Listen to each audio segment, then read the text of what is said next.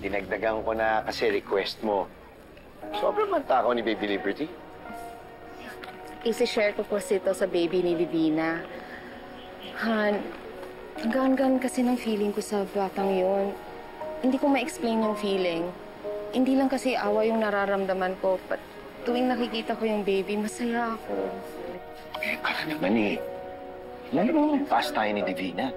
Han, wala namang kasalanan yung bata. Akin lang naman, taasan mo yung boundaries mo. Ayoko lang maulit yung nangyari sa'yo ni Joanne. Inuuna mo yung kabutihan ng puso mo. Nagtitiwala ka, ang ending mo. Niloloko ka lang. Lalo na ngayon.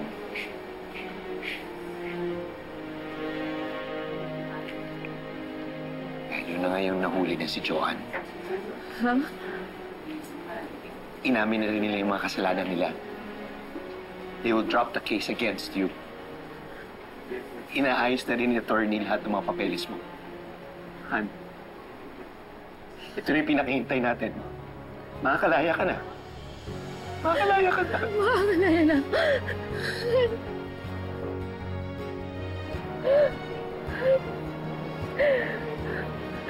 Makakalaya na kami. Sige na, kumuha na kayo. Remembrance ko na sa inyo yan. Uy, baka naman ikaw makalimot, ha? Grabe ka naman, makalimot agad. Ang dami ko kayang natutunan dito na dadalhin ko paglabas. Hindi naman porket nakakulong tayo, masama na tayong tao. Oo, nagkamali tayo at pinagsisihan natin yun. At ito tayo, nagpabago. Charlene, pamimiss ka namin. Oo nga.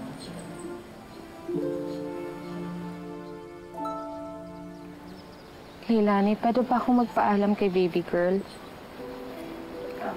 Oo naman. Okay na muna si baby.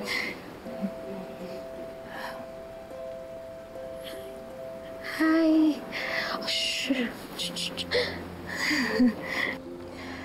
Hi, baby girl. Ang wish ko para sa'yo, maging malakas at matapang ka.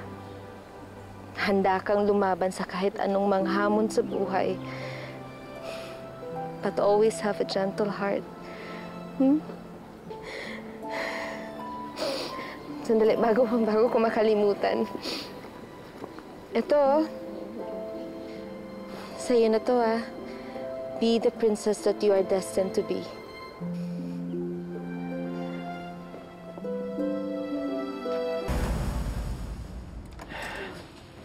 Salamat.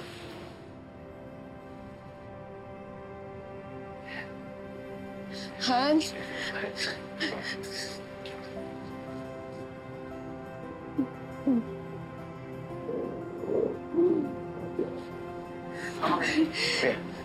Salamat.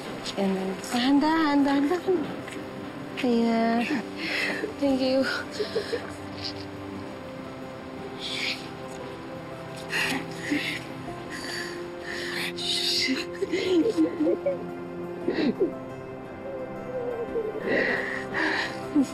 Uwi na tayo.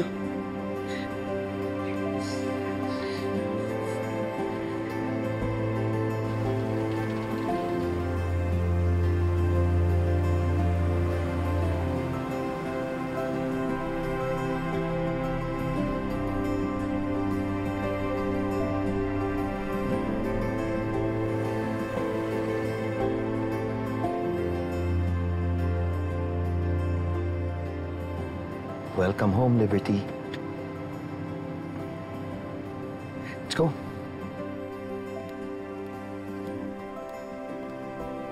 Yeah. Ma? Hi! I'll get it.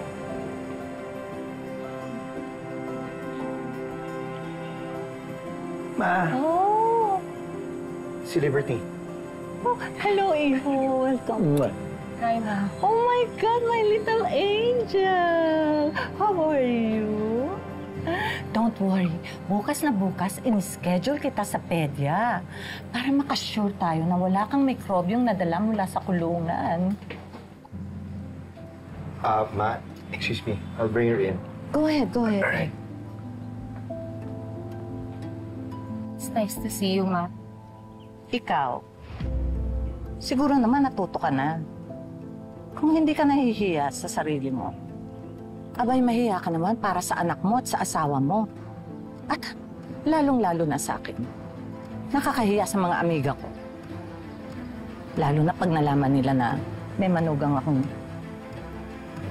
kriminal.